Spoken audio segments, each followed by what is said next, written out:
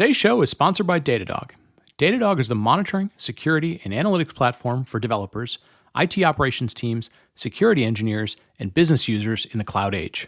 Their SaaS platform integrates and automates infrastructure monitoring, APM, and log management to provide unified, real-time observability of their customers' entire technology stack.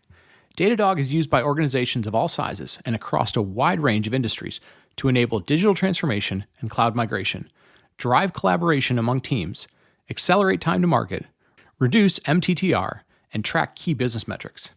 Give Datadog a try with a free 14-day trial. Listeners will also receive a free Datadog t-shirt. Visit datadog.com/cloudcast. That's datadog.com/cloudcast. Cloudcast Media presents from the massive studios in Raleigh, North Carolina. This is the Cloudcast with Aaron Delp and Brian Gracely, bringing you the best of cloud computing from around the world. Good morning, good evening, wherever you are, and welcome back to the Cloudcast. We are coming to you live from the massive Cloudcast studios here in Raleigh, North Carolina. Hope everybody is doing well, and we continue to move into October. It's amazing. We are in Q4. The leaves are starting to change, at least in the northern hemisphere, at least here in the States, and things are starting to just barely start to get a little bit cooler, so that's sort of nice. We're going to dive into Cloud News of the Week. It's going to be a little bit of a security-heavy one because in the interview section, we're going to talk a lot about sort of security from an operations perspective. And the reason we do that is because it feels like we almost have to have a weekly segment on Cloud News of the Week about who got hacked. And I don't mean that lightly. It is an incredibly difficult job, as we've talked about, I think, last week, and we're going to talk about this week. The hackers have it much easier than the protectors. But we're going to dive into that a little bit. Kind of in the who got hacked, a couple of things that impacted by two-factor authentication, multi-factor authentication. Both Coinbase, who obviously is in the crypto space, had a number of their users, I guess, were hacked and potentially had some of their coins stolen. They took advantage of a multi-factor authentication flaw. And also a company you probably never heard of called Cineverse, who does a lot of the routing of SMS traffic or text messaging, if some of you have heard of that as well. They also got hacked. Again, a two-factor MFA sort of thing. So, definitely pay attention to this stuff. Even if you're not in the security space, do your bit to help out and make sure you're keeping your system safe. In non-security related things, a couple of interesting things happened out on the big internet this week. A couple of things that got a lot of noise. If you listened to the Sunday Perspective show this past week, you heard me talk about kind of innovator's dilemma and some of the things that are going on that are trying to impact AWS and somewhat of the broader cloud market. The announcement for that was from Cloudflare. They announced something called R2, which was their object storage offering, which is intended to be both S3 compatible, but also to help avoid egress costs. One of the biggest costs that people often have from working with cloud providers, or AWS in particular, is your egress traffic. So getting traffic into the cloud free, getting traffic out of the cloud, or in some cases even moving it between instances in different regions of the cloud can cost money. This is really Cloudflare, I keep having a hard time saying that today, trying to attempt to, reduce some of the bandwidth costs and trying to make, this really distributed traffic that's going on in the world. Obviously, they see a lot of that from a CDN perspective, much more manageable for customers. So I get into that somewhat in the last show, Sunday Perspective, if you didn't have a chance to listen to that. But much more details in the Cloud News of the Week, the link to the post and so forth, and people are starting to play around with it. It's still in very early kind of restricted beta, but starting to just see a little bit of early feedback on that. So that'll be really interesting to watch. Another thing that will be interesting to folks is if you are in the open source space, especially if you are developing open source projects, Azure announced a program to give credits for anybody who is building open source projects. So as long as you are building or testing or working on an open source project that is OSI approved and has the proper licensing to be open source, they are giving away free Azure credits for up to a year. So details, again, in the Cloud News of the Week in the show notes. You may want to dig into that a little bit. And then finally, if you pay attention to the internet, or where your parents or your friends pay attention to the internet, may have noticed that yesterday a lot of stuff was down, including Facebook and a lot of the major Facebook properties, WhatsApp and Instagram in particular. And the postmortem is still being done, but the early candidate looking at it is a BGP failure or a BGP misconfiguration. Lots of stories sort of floating around the internet, but a really nice article by Cloudflare, which I just pronounced correctly, good for me, talks about kind of how some of this might have happened, how they detected the Facebook failure. In essence, Facebook fell off the internet. And it's a really interesting story for those of you who are kind of interested in operations, how routing on the internet works, BGP, some of the more complex types of things in order that makes everything simple for you, the user, just to type stuff in your browser or interact with the internet. Some of those things fell apart, and not necessarily the systems fell apart, but the things tied to Facebook in particular fell apart. So kind of a good write-up in that blog, and that's in the show notes as well under Cloud News of the Week. So I'm going to wrap it up. We're going to have a fun talk with our friends from Datadog, kind of diving into security from a day-to-day operations perspective, a building code and getting into production and how to monitor that at scale, all from a security perspective, coming up right after the break. Today's show is sponsored by CloudZero. For software-driven companies focused on growing margins, CloudZero is the only cloud cost intelligence platform that puts engineering in control by connecting technical decisions to business results. By analyzing cloud services like AWS and Snowflake, CloudZero provides real-time cost insights that help you maximize margins. Engineering teams can answer critical questions like, who are my most expensive customers? How much does this specific feature cost our business? What's the cost impact of re-architecting this application? With cost anomaly alerts via Slack, product-specific data views, and granular engineering context that makes it easy to investigate any cost, CloudZero is your complete cloud cost intelligence platform, connecting the dots between high-level trends and individual line items. Join companies like Drift, Rapid7, and SeatGeek by visiting cloudzero.com/cloudcast to get started today. That's cloudzero.com/cloudcast. And we're back. Aaron, it's good to have you back. It's good to have both of us back on the show. We've been kind of bouncing back and forth between who's driving shows and who's doing intros. So good to have you back, man. Yeah, absolutely. It's been always interesting. We kind of go through the summer vacations, and then we kind of, go through everything else, and then we kind of hit a groove again here back in the fall. So it's good to settle back into everything. Yeah, absolutely. So, today's going to be sort of interesting for a couple of reasons. Obviously, anytime we have our friends from Datadog on, we love that. They've not only been awesome sponsors forever, but they've always got really good insight. And today we're going to talk a little about security. Like we always tend to talk with the Datadog folks about kind of this great insight they give us. Sometimes it's containers, sometimes it's observability. Today we're going to dive into security, and I think one of the things that we've learned over the years is that security becomes this sort of all-encompassing thing, right? It's not just, a tool like a firewall. It's not just, a team. You really have to sort of make it part of what you do every day. And we're going to kind of dig into, how you incorporate kind of the broader way of thinking about security, using kind of all the tools at your disposal to make security something that you have a better chance at fighting the bad guys. So really excited to have Huxlee Barbee, who is head of security product marketing at Datadog. And Huxlee, welcome to the show. Great to have you on. Thank you, Brian. Thank you, Aaron. Let's before we dive into security, I know we're gonna kind of get into it. That's your space. Give us a little bit of your background. We've like we mentioned, we've had a chance to talk to a lot of the really smart folks at Datadog for a long time. But give us some of your background and then the things you focus on over at Datadog. Sure.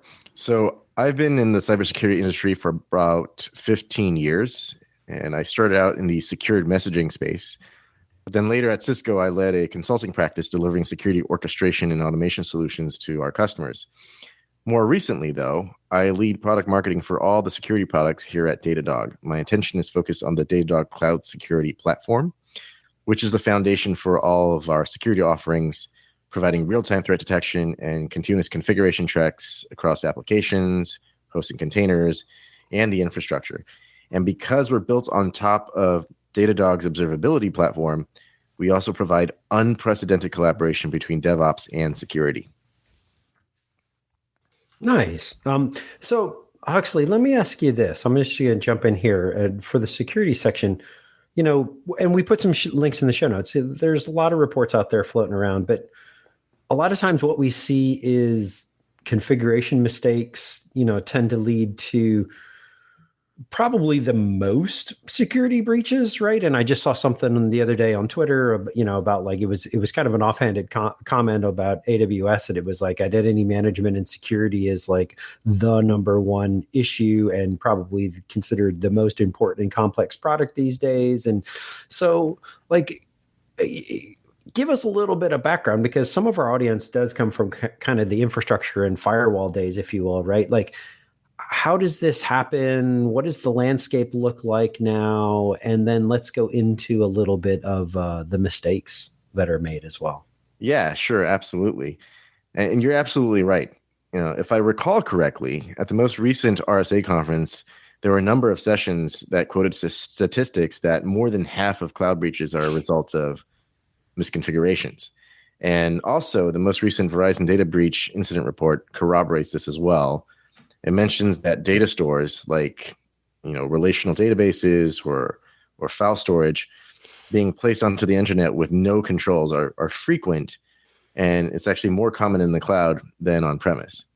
And based on what we're seeing internally, it does not surprise us if these numbers are accurate. And part of this is because with the current offensive security tooling, it's possible to scan the entire internet for known exploits in a very short amount of time, making the exploitation of these misconfigurations a complete certainty. So the statistics are not a surprise at all. What is surprising, though, is how preventable these misconfigurations are.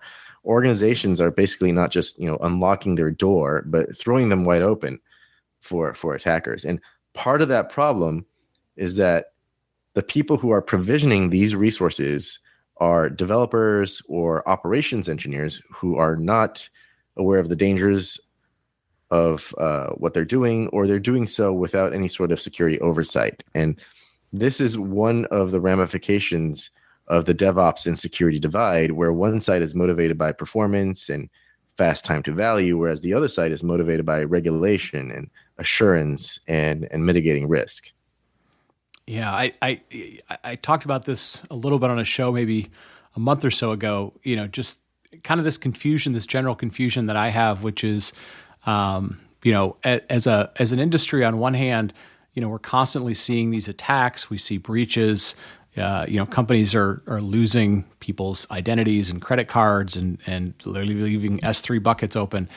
And I feel like we really haven't, to your point, kind of come to any sort of gotten any closer between the motivation of app dev teams, folks who are motivated by drive new features, put new things out there, make frequent changes, and the folks who, whether they're part of a security team or an infrastructure team whose job is to be stable and boring and, not make mistakes. Like, how do you sort of see these two worlds kind of reconciling? I mean, is there some middle ground between them? Are there things you're seeing successfully in the market from companies who, whether they call their teams DevSecOps or they're motivating SREs differently? Like, how do we bridge this gap? Because it feels like, unless the motivations are better aligned, we're going to constantly have these problems. Yeah, you're actually hitting on some really, really good points here. And this is a very hairy question, one that we at Datadog are trying to solve and are solving for many customers. I will start by talking about things from the security perspective, just to sort of level set. So we live in a world where unemployment rate for security professionals is negative, right? And this might be of interest to some of your younger listeners, so I'll repeat that. The unemployment rate for security professionals is negative. There are more jobs out there than qualified professionals. And this scarcity is against a backdrop of asymmetry, and that asymmetry takes two different forms, okay? The first form of asymmetry is the offense-defense asymmetry. So launching attacks is relatively cheap compared to defending against those attacks, relatively expensive. A teenager, let's say, with a laptop, maybe $3,000 laptop or what have you, can download some scanning tools from GitHub and start launching an attack across the world, right? Meanwhile, companies have to allocate large budgets to mount even a reasonable defense, right? So that's the first asymmetry that security deals with. The second, And Huxley, and let me add to that too. There's just the resources required, but there's also the you have to pretty much be perfect in the defense, and and in the offense, you're just firing and firing and firing, right? oh, absolutely true. An attacker just needs to be right once, right? Whereas a defender has to be right all the time.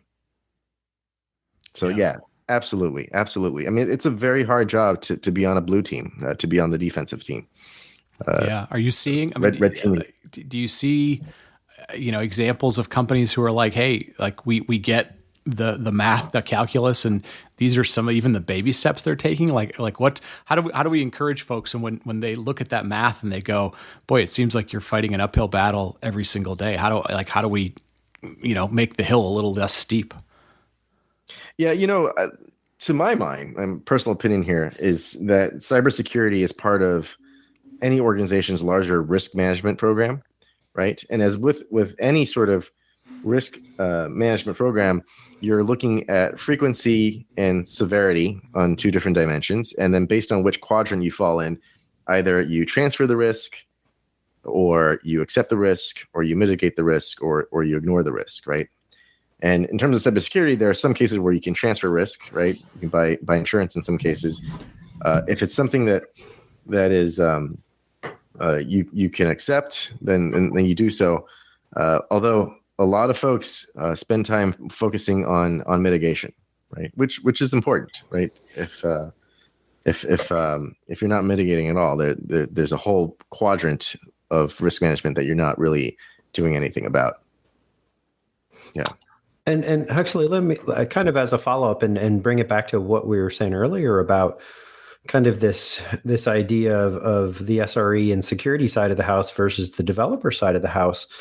Kind of an observation there too is one of the early days of cloud, be like, oh, it's not secure enough, or the tools aren't quite there, or the features aren't quite there. The technology is there. And to go back to our original point, the vast majority of intrusions are maybe a misconfiguration, or, I'll just say the problem is between the chair and the keyboard, and not necessarily a technology problem anymore. And that's not to necessarily point fingers at developers or some of these others, because it could be the tools could be complex. It could be, the folks that are developing code, they just want to go fast and they just want it to work, and security is an afterthought. And so there's this, weird balance that has always been there, but it's just become, in my mind, much bigger. And so, what are some of the strategies or tactics to get this balance between speed and security?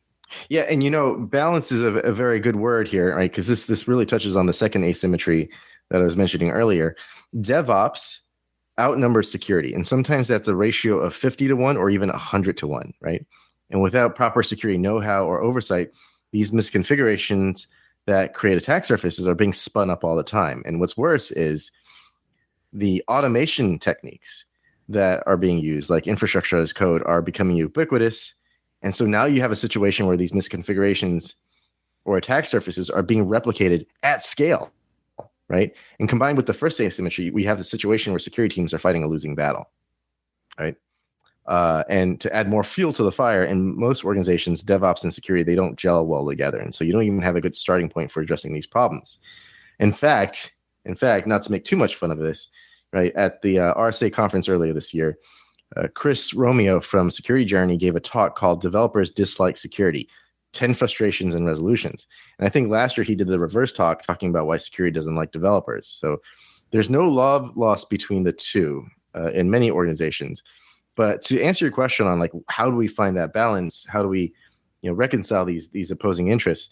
I think first and foremost, there needs to be a shift in the cultural paradigm, right? There needs to be, this involves sort of a mindset change or behavioral change, and it needs to come from the top, right? There must be a belief that if DevOps and security are working well together, it is better for the organization overall. There has to be this belief that you need both to reliably as well as to securely innovate, right? And without that security component, you open yourself up to the possibility of arresting your speed of innovation to a crashing halt when you get breached. And for us at Datadog, this is the value of DevSecOps. In fact, these days, sometimes you hear the phrase security is everybody's responsibility. Now, when evangelized to DevOps teams, this is a good example of this type of paradigm shift that I'm talking about. But there's more. There's more than that. Yeah. Can you elaborate a little bit? So one of the things that we've always found interesting is, there are certain kind of fundamental things that you need, certain fundamental capabilities that certain companies have that become the foundation for them being able to move into different markets or to offer different things. Obviously, Datadog for years has been this world-class, massively scalable ability to handle logs, to handle observability, kind of everything that's going on in your environments.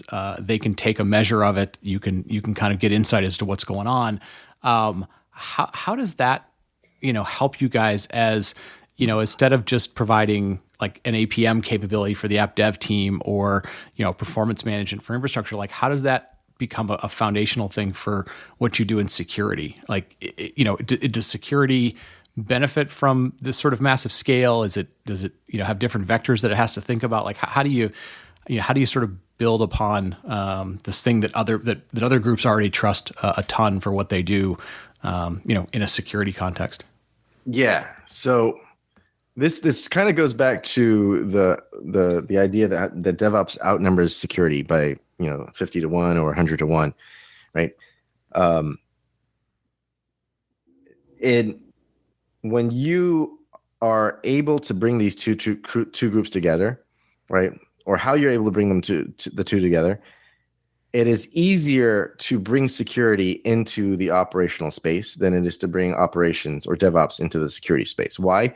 Because it's a smaller lift, right? There's just fewer people that you need to bring along if you bring security into the operating environment as opposed to the operating environment into security. And this actually, dovetails into one of the things that Datadog really believes that you need to do, in addition to that sort of cultural paradigm shift, which is to leverage shared tooling, right? By providing DevOps and security the same sheet of music, you will avoid fingerprinting and reduce mean time to detect and mean time to respond by allowing the two groups to triage together and to remediate together. In fact, this is very reminiscent of 10 years ago when there was a big divide between dev and ops, and DevOps was just being defined. We saw this dramatic positive effect that shared tooling had on bringing dev and ops together. And we believe the same is true for DevOps going forward. And by bringing security teams into the operating environment, you can have that shared tooling, but it's going to be much easier for an observability vendor to be able to do that than for a security vendor to try and bring observability into the security environment, simply because DevOps outnumbers security by 50 to 1, and this is, or 100 to 1, and this is a way of doing this without bringing a whole lot of friction between the two groups. Yep. And Huxley, kind of a curiosity question on my side too, because we are kind of bringing everyone together and we are kind of really able to now inspect the full stack like maybe we haven't been able to previously. Like you were saying earlier, right? Like you've got all these different pieces, you got to put them together in some way, then you got to wrap some tooling around it. Just out of curiosity, where do the misconfigurations or the errors tend to happen? Is it at the platform or infrastructure layer? Is it at the workload and application layer? Honestly, does it matter? Like, should we be thinking about them differently, or should we just be thinking about this as like one big stack these days? Yeah. So there's a couple of ways of looking at that. Certainly there are misconfigurations possible basically every layer of the stack, right? And one other thing that this is touching on is the depth, right? So when we're looking at an attack surface, we're sort of looking, if you can imagine, vertically up and down a stack. But there's a whole other dimension in terms of security attacks that we haven't even discussed yet in this conversation, which is going horizontally, right? And this touches on the idea of defense in depth, right? We often model attacks security attacks with a kill chain, right? First, the attacker must infiltrate and then take a number of other steps before reaching the end goal of data exfiltration or data ransom or service outage, right? So if you can imagine the stack is vertical, this kill chain is sort of horizontal, like moving deeper and deeper into the network, deeper into the operating environment. And some of these intermediary steps include lateral movement and privilege escalation. Lateral movement refers to the technique that attackers use to progressively move through the network as they search for assets to compromise. And privilege escalation is the act of exploiting a design flaw or configuration oversight to gain elevated access to resources that are normally protected, right? Or routing, as it's often known as. And, a focus on infiltration of the kill chain is a very high priority. And there's a lot of industry tooling that's focused on that part of the kill chain, on infiltration. And if defenses at the entry point were perfect, the story would end there, right? That's all we need to do. We just need to worry about the front door, and we don't need to worry about anything else inside the house. But of course, it isn't perfect, right? People do get through the front door. And so you're not going to be able to stop 100% of the attacks at the front door. And so both privilege escalation and lateral movements are key steps that you want to look for. These are also the same key steps that an attacker would use in a multi-step attack. And if attacker finds a way to exploit your web applications, chances are that they will access the underlying system, right? The operating system or what have you, and start doing more complex actions from there. Now, related to this and corroborating this, I should say, is, according to the Verizon Data Breach Incident Report, being dropped from a web application is probably the third most common malware deployment channel after a direct install or phishing via email. And so there's definitely a need for defense in depth, which means a multi-layered defense approach where you have defenses throughout the environment provides that sort of security redundancy. And the thing is, surprisingly, in some ways, it's actually easier to detect post-infiltration activities. A lot of offensive technology and innovation is focused on scanners and phishing support and things of that nature. There's far less, quote-unquote, off-the-shelf security tooling for moving across networks or privilege escalation beyond just like standard operating system utilities. So just as an example, you can actually get commercial support on Metasploit, which is something that you would use for infiltration. But if you want to leverage a rootkit, all you get is GitHub, right? It's completely open source. Go ahead. Oh, anyway, whatever the driver might be, it is beneficial for the defender to leverage detection controls within the perimeter, where the attackers might not have as many capabilities for evading detection or obfuscation. And so there's this tried and true security maxim or adage that defense in depth, and that still rings true. And you can accomplish this sort of infiltration plus post infiltration detection through full stack security, as we've been talking about, right? So the answer is no. Is you shouldn't be thinking about the platform security apart from workload security. You should really be thinking about everything all together. Mm-hmm. And kind of a follow on for that, and kind of we'll finish up on this is, in my mind, there's also this idea of configuration drift that happens pretty much in any kind of environment, right? And so Huxlee, is there especially if I take it even one step further, like compliant environments like PCI or some of these others, right? And so in your mind, how do you think about, I'll just use the term pre-production, right? Like the tooling and the chains and all of that leading up to something going out the door, mm-hmm. and then post-production and how things may drift post-production. Yeah, so both are important. Both are important, and they both have a role to play. One thing I've noticed, though, in the industry with the pre-production stuff is a lot of times it becomes a process that sort of lives on its own, right? One of the challenges in security is showing value, right? How does a CISO show value to the board for all the budget that's been allocated for security, right? It's very difficult because the definition of good security or the sign of a successful security program is nothing happens. Silence. Yeah, exactly. Right. And so how do you show value? And this is probably one of the reasons why there's no good security product that doesn't have really good reporting. You absolutely need good reporting just so you have some data to show somebody. But a lot of these compliance programs that are focused on,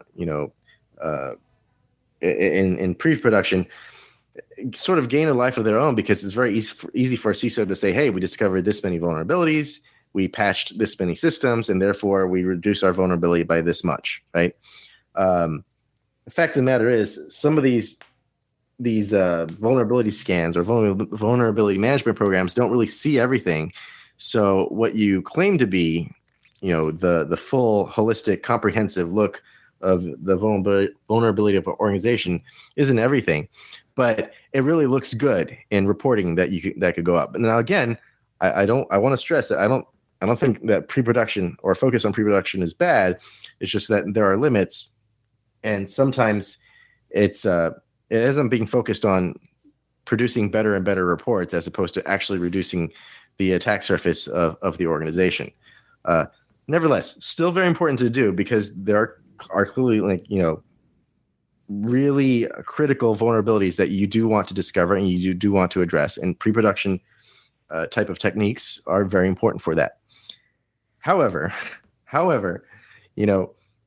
imagine if you had a home and you would walk around the house every 5 minutes to check to see if there's anybody, if there are any open doors or open windows, right? At some point, it becomes unwieldy or unscalable to be doing that type of thing.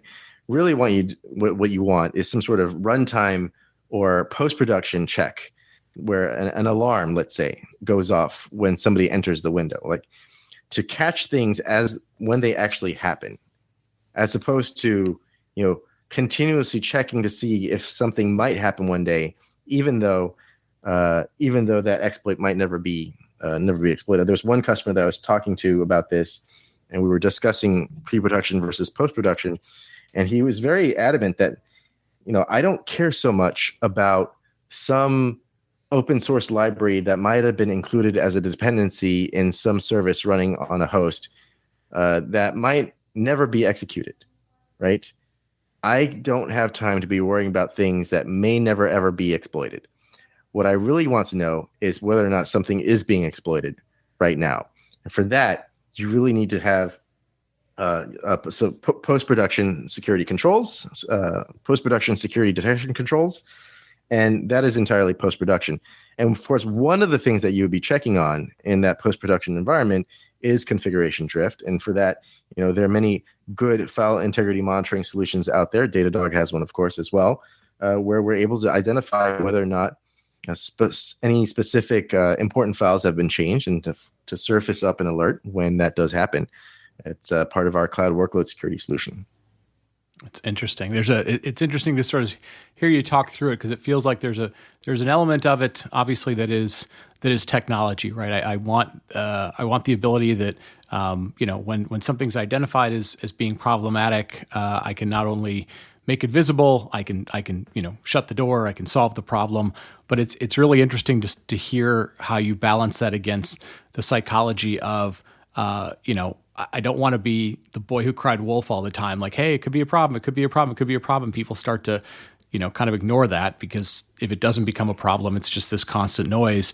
And just like you said, the overall psychology and security of like, if you are awesome at your job, nobody hears about it because, it's sort of like being a referee in football. Like you could do the best job in the world and, you shouldn't impact how much people enjoy watching the game. And so it's an interesting psychology of, what are you trying to showcase to people that you've done versus, kind of calming their fears versus actually just doing the technical block and tackle of, keeping the bad guys out and keeping your data safe and all that sort of stuff. It's really it's interesting to hear you talk through all the permutations of it.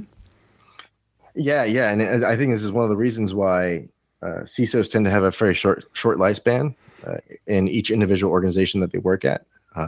That's entirely part of that sort of calculus. Yeah. Huxlee, I want to thank you so much for digging into these things for us. It's we dabble around security quite a bit. We try and hit lots of different aspects of it, but it's always it's always good to keep digging into different pieces of it, and especially just, like you've talked about, these sort of the math of security that makes it, this constant sort of uphill battle, and how do people work on it. Real quick, if folks want to pick your brain a little bit about some of these things, or kind of dig into some of the things that Datadog does with it, what are the best ways to either pick your brain or just kind of engage with the team? Yeah, so you can reach me at my first name dot last name at datadoghq.com, and you can always look for me on LinkedIn. Cool, good stuff. Aaron, we learned a little about security today, as always, and you want to take us home? Yeah, absolutely. So Huxlee, again, thank you for your time today. And for everyone listening, thank you again for all the feedback we've been getting. And we really enjoy that. And please leave us a review wherever you kind of get your podcast. Please tell a friend, and as we kind of continue to grow this, as we always like doing, and giving back to the community as well. So for Brian and I, thank you very much for listening this week, and we'll talk to everyone next week. Thank you for listening to the Cloudcast. Please visit thecloudcast.net to find more shows, show notes, videos, and everything social media.